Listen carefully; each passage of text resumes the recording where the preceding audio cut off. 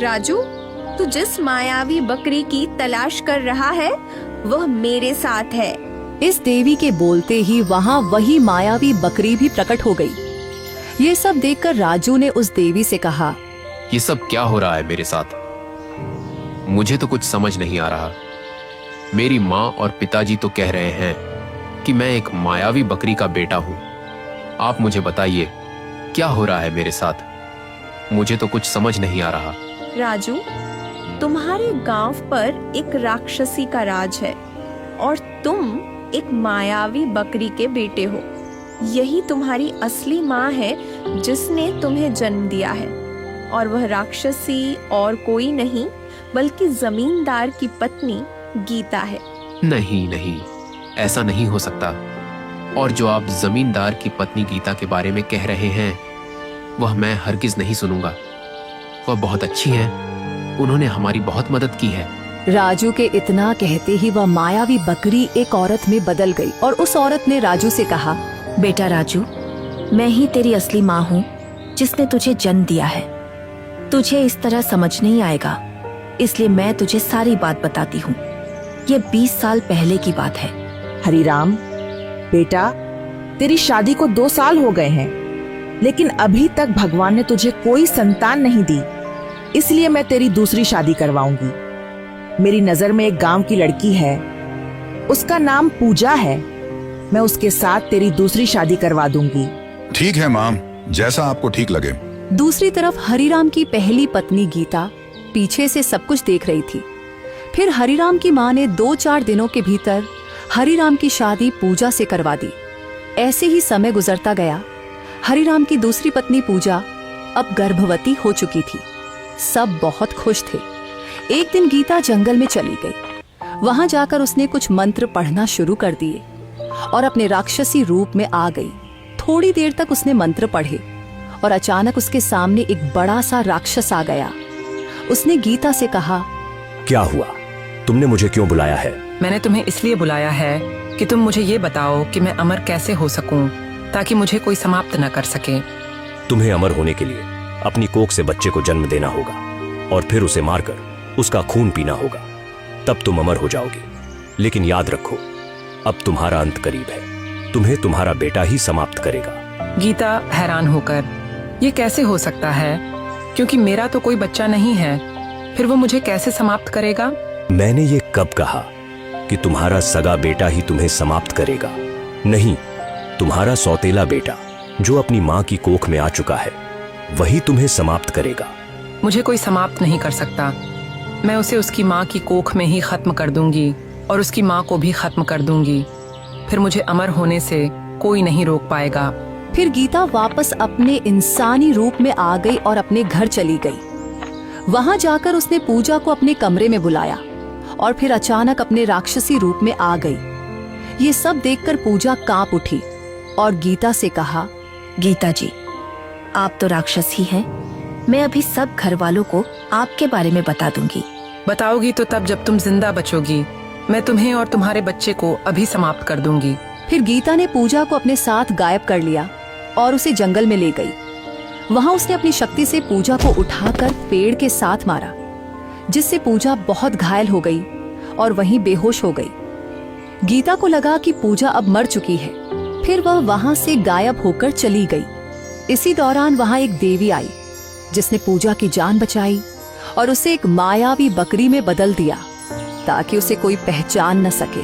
फिर गीता वापस अपने घर चली गई और वहां जाकर सबसे पहले हरिराम की माँ को मारा ताकि वह फिर कभी हरिराम का किसी और से रिश्ता न जोड़ सके।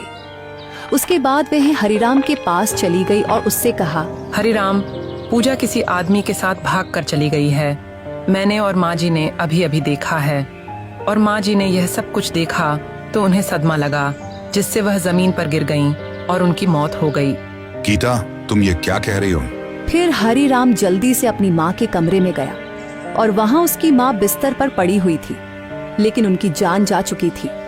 वह बहुत दुखी हो गया। फिर अगली सुबह उसने अपनी माँ की चिता को आग दी और बोलने लगा, पूजा, मैंने तुम्हें इतना प्यार दिया, मेरी माँ ने तुम्हें अपने घर की बहू बना लिया, लेकिन फिर भी तुमने हमें धोखा दिया। मैं तुम्हें कभी माफ नहीं करूंगा जो तुमने मेरे साथ किया है। फिर पूजा ने अपने बेटे राजू से कहा, बेटा राजू, अब तो तुम्हें मुझ पर यकीन हो गया होगा कि मैं और जमींदार हरिराम तुम्हारे असली माँ बाप हैं और इस राक्षसी ने हमें एक दूसरे से अलग कर दिया। हाँ माँ, अब मुझे आप पर पूरा यकीन है। फिर राजू ने उस देवी से कहा, आप तो इतनी शक्तिशाली हैं। आपने मेरी माँ को एक मायावी बकरी में बदल दिया, तो आप इस राक्षसी को समाप्त कर देते ताकि यह सब न होता। राजू, बात तुम्हारी ठीक है, मैं शक्तिशाली हूँ, लेकिन मैं इतनी शक्तिशाली नहीं हूँ कि मैं उसका सामना कर सकूं। तुम्हारे अलावा उसे कोई भी नहीं मार सकता, क्योंकि तुम्हारे हाथ से ही उसकी मौत लिखी है। जब तुम उसे मारोगे तो तभी वह मरेगी, वरना उसे कोई नहीं मार सकता तुम्हारे अलावा। लेकिन मैं ही क्यों उसे मार सकता हूँ और कोई क्यों नहीं मार सकता? क्योंकि राजू, उसकी मौत सिर्फ तुम्हारे हाथों में ही लिखी है। भगवान ने तुम्हें वरदान दिया है कि तुम उससे मार सको, उसके अलावा कोई भी उसे नहीं मार सकता। लेकिन मैं उसे कैसे मारूंगा? मैं तो निहत्था हूँ, मेरे पास तो कुछ भी नहीं है, फिर मैं उसे कैसे मारूंगा?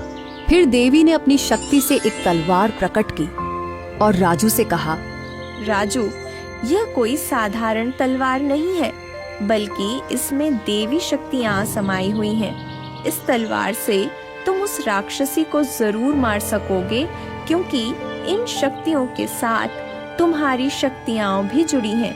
तुम इस तलवार से उस पर हमला करना, फिर वह वहीं पर मर जाएगी। ठीक है, मैं ऐसा ही करूंगा जैसा आपने मुझे बताया है। ठीक है राजू बेटा, अब तुम अपने घर चले जाओ। और रही बात उस राक्षसी की, तो 2 दिन बाद पूर्णिमा की रात है। उस दिन वह राक्षसी मंत्र पढ़ने के लिए जंगल में आएगी, फिर हम उसे वहीं पर ही समाप्त कर देंगे। माँ, अब आप मेरे साथ नहीं आएंगी क्या? नहीं बेटा, अब मैं तुम्हारे साथ नहीं आ सकती। 2 दिन बाद पूर्णिमा की रात है, फिर उस राक्षसी को समाप्त करके मैं तुम्हारे साथ ही रहना शुरू कर दूंगी। अब तुम वापस घर चले जाओ। फिर राजू वापस अपने घर चला गया। घर जाकर उसने अपनी माँ और पिता को सारी बात विस्तार से बताई। वे दोनों बहुत हैरान हो गए। फिर दीपक ने राजू से कहा, बेटा राजू, तुम ये कैसी बातें कर रहे हो? जमींदार की पत्नी गीता गांव वालों के लिए देवी से कम नहीं है और तुम उसी को मारने की बात कर रहे हो। मुझे तो तुम्हारी बात पर यकीन नहीं हो रहा कि जमींदार की पत्नी गीता एक राक्षसी है। पर पिताजी, यह सच है। आपको तो पता होगा कि जमींदार की पहली पत्नी पूजा के बारे में गांव वाले यही जानते हैं कि वह किसी के साथ भाग गई है, लेकिन वह किसी के साथ भागी नहीं थी। उसे जमींदार की पत्नी गीता ने ही मारने की कोशिश की थी, मगर वह बच गई।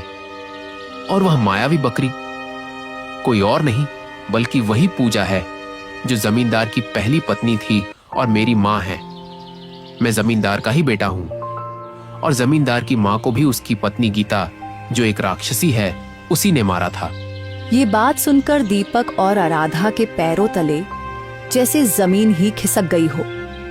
दोनों एक दूसरे का चेहरा देखने लगे। उनके चेहरों पर हैरानी और डर साफ झलक रहा था। वे सोच भी नहीं सकते थे कि जिस बच्चे को उन्होंने अपना बेटा समझकर पाला है, वह दरअसल जमींदार का खून है। फिर दीपक कांपती हुई आवाज में बोला, बेटा राजू, ये सब तो ठीक है, लेकिन अगर तुमने जमींदार की पत्नी गीता को जान से मारने की कोशिश की या उसे सचमुच मार दिया, तो सारे गांव वाले तुम्हारे पीछे पड़ जाएंगे और तुम्हारी जान के दुश्मन बन जाएंगे। तुम्हें तो पता है कि सब लोग उसे देवी मानते हैं, लेकिन अगर तुम्हें उसे खत्म करना ही है तो पहले उसकी सच्चाई सबके सामने लाना जरूरी है।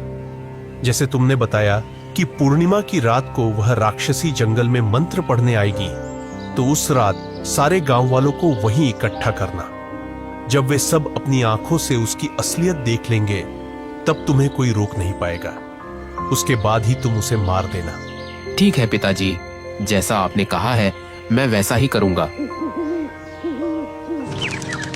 फिर अगली सुबह राजू जमींदार हरिराम की हवेली पर चला गया और वहां जाकर उसने जमींदार को सारी बात विस्तार से बताई।